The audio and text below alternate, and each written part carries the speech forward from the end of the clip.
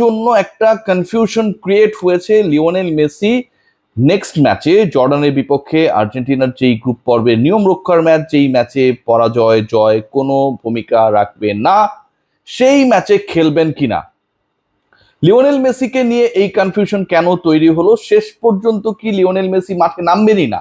Lionel Messi যদি মাঠে না নামেন, 2 ম্যাচে 5 গোল করা লিওনেল মেসির ঘাড়ে 4 গোল করে করা অন্য ফুটবলাররা যেভাবে শ্বাস ফেলছেন, সেখানটায় মেসি সুযোগ থাকার পরেও জর্ডানের মতো প্রতিপক্ষের এগেনস্টে অন্তত আরো একটা হ্যাটট্রিকের সম্ভাবনা থাকার পরও আর্জেন্টিনা কি সেটাকে কাজে লাগাবে না?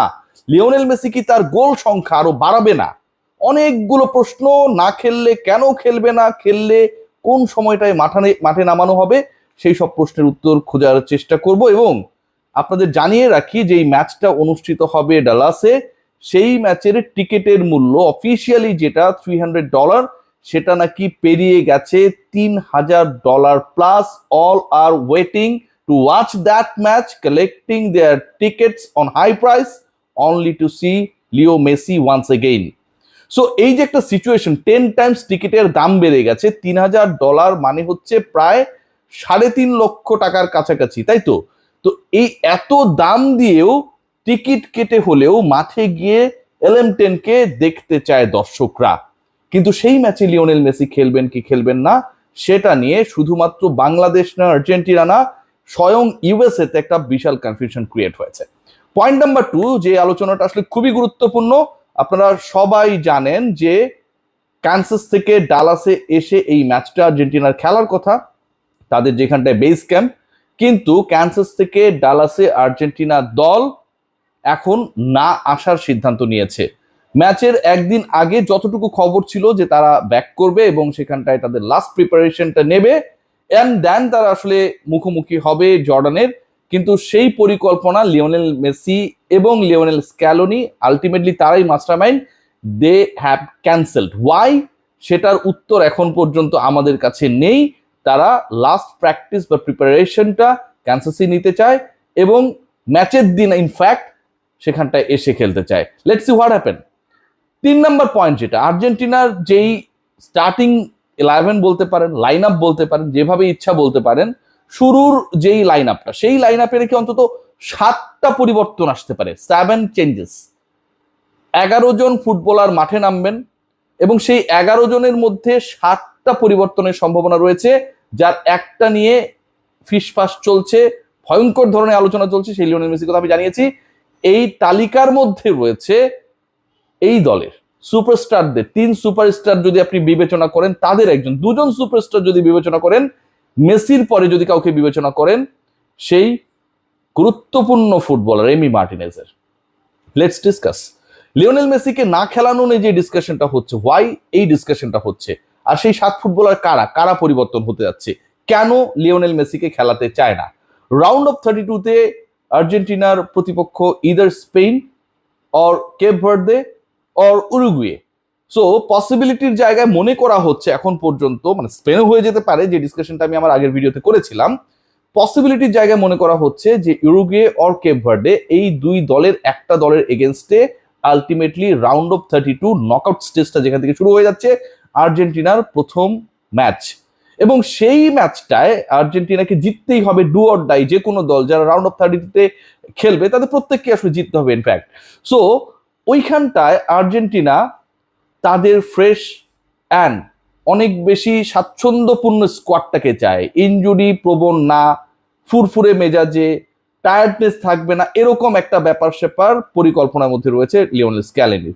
এখানটা শুধু শেষ না, রাউন্ড অফ 32-র পরে আপনি যদি রাউন্ড অফ 16-কে চিন্তা করেন, সেখানটায় প্রবাবল প্রতিপক্ষ কলম্বিয়া টাইপের কোনো একটা দল এক্সপেক্ট করা হচ্ছে, এবং যেই দলের বিপক্ষেও আলটিমেটলি আর্জেন্টিনাকে শক্তির দৌড়ে, শক্তিমত্তার যে হিসাব নিকাশ রয়েছে, সেখানটায় সমান তালে পাল্লা দিতে হবে, শুধুমাত্র স্কিল দিয়ে হবে না।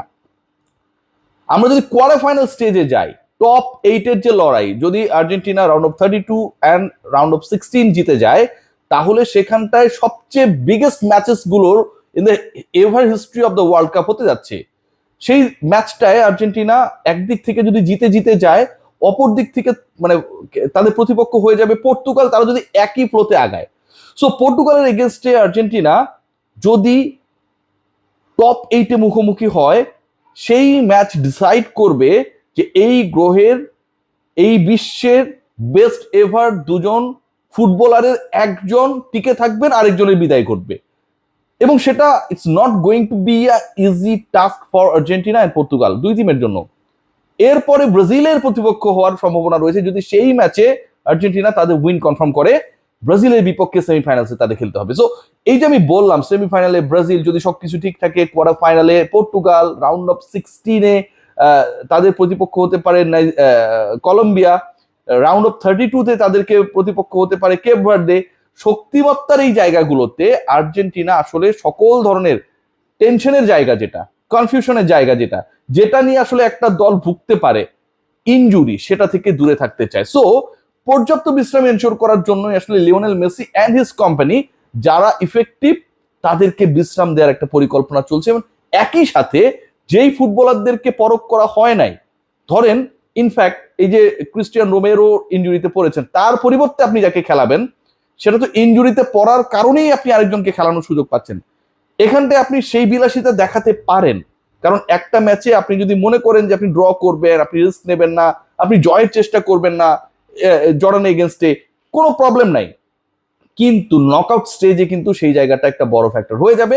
সো ফ্রম দ্যাট কানেকশন যে পরিবর্তনগুলো হতে পারে, হওয়ার সম্ভাবনা রয়েছে, অনেকের নাম সেখানটায় রয়েছে। টপে রয়েছে লিওনেল মেসি। কিন্তু আপনাদের সুখবর দিতে চাই, লিওনেল মেসি শেষ পর্যন্ত যতটুকু মনে করা হচ্ছে যে ফুল 90 মিনিট হয়তো খেলবেন না, বাট ম্যাচের একটা সিচুয়েশনে লিও মেসিকে নামানো হবে।